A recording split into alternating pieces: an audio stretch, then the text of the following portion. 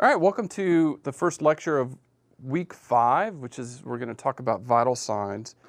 And before we get going this week, it's really important to discuss that, as an owner of these animals, it is your responsibility to monitor and maintain their health because, as an owner of animals and these equids, they are totally dependent on you for their food, their housing, and their health. So that's why, we're going to spend an entire week discussing the different aspects of equine health.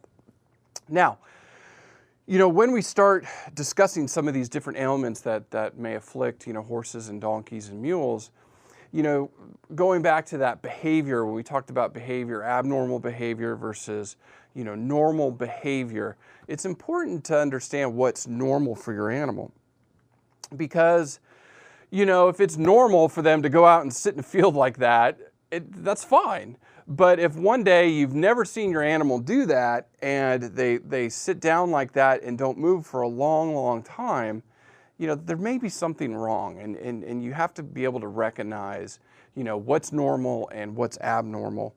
Because obviously they can't come up to you and say, hey mom, hey dad, this hurts, my knee hurts, or my elbow hurts, or, I've got a nail in my foot. Can you help me remove it?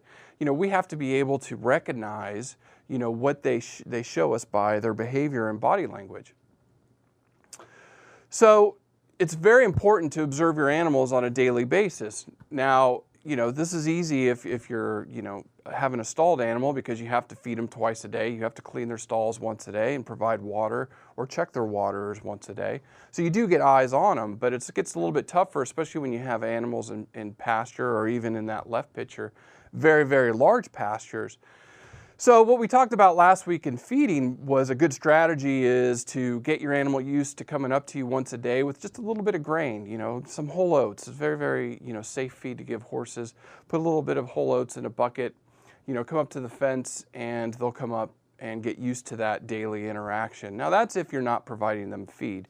If you're feeding them once a day, I guarantee you, as soon as you come around with the feed wagon, you're going to go up and they're going to be there waiting for you. So you'll be able to observe them every day.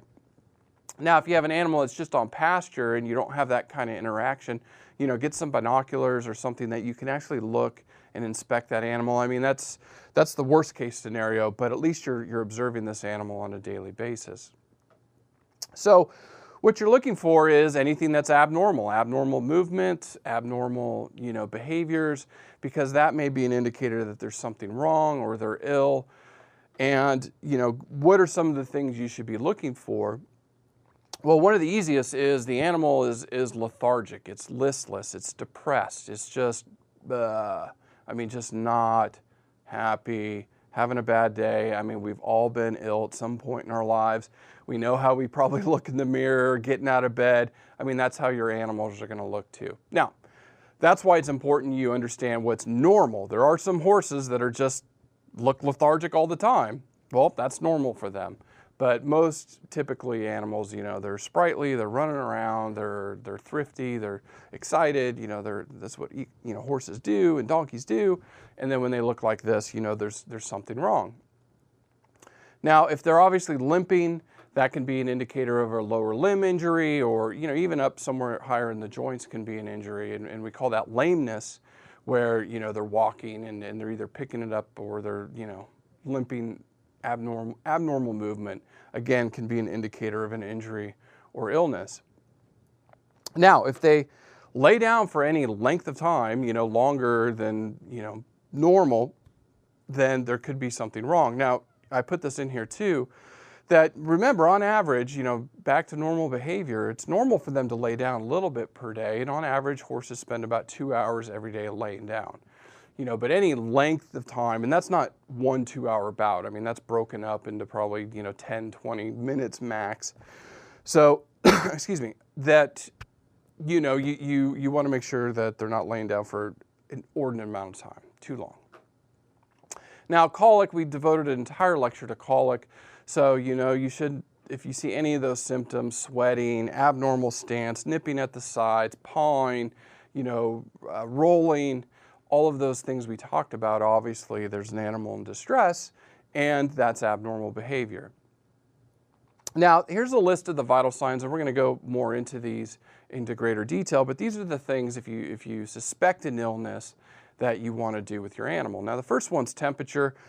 And unfortunately for people who've never been around horses, you just can't take a thermometer and say open wide and stick it in their mouth. So that's not going to happen. They would probably try to eat the thermometer, and that's not a good thing.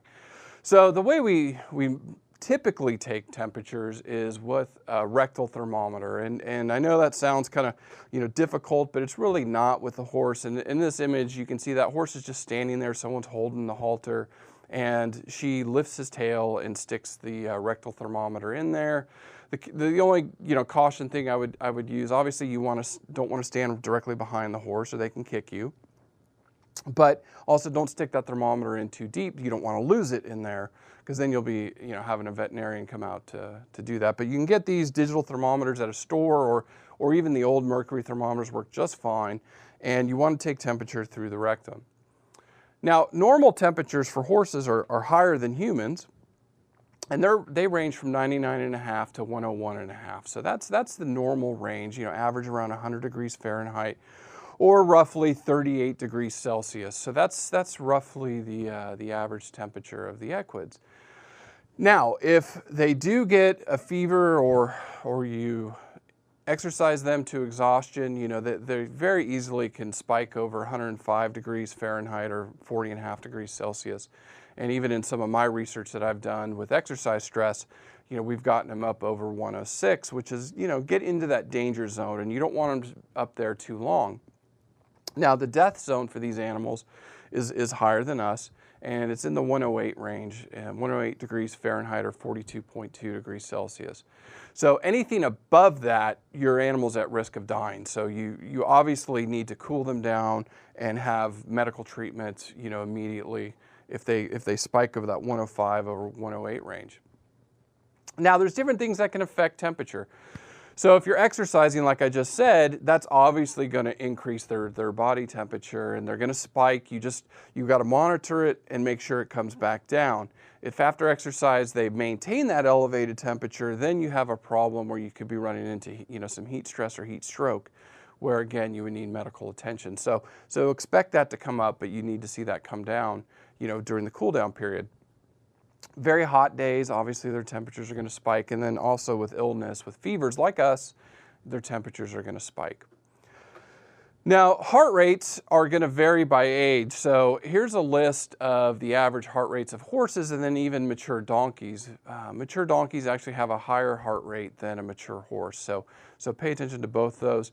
So mature horse, 28 to 40 beats per minute. So again, their heart rates are roughly half of what ours are at rest.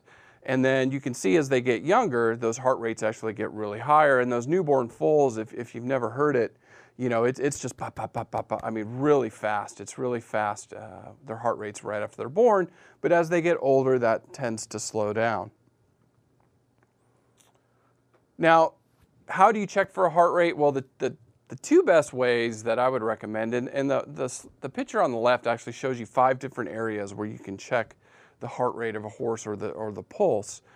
And if you do get a stethoscope, you want to go behind the left elbow and put your stethoscope there and try to listen for the heart rate. In my experience, that's been a little bit harder for me. My hearing, too many rock concerts when I was younger, but that was a little bit tougher. So for the easiest for me is just this mandibular artery, and you run your hand under the bone of the jaw, and I just run it there till I feel that pulse on my fingertips. And you can do that, and then you just sit there, and I usually count, after 15 seconds and then multiply it by 4. And that's going to give you your estimated heart rate. Now, respiration rate is actually easier to detect, as we'll see here in a second. But again, it's going to vary with age.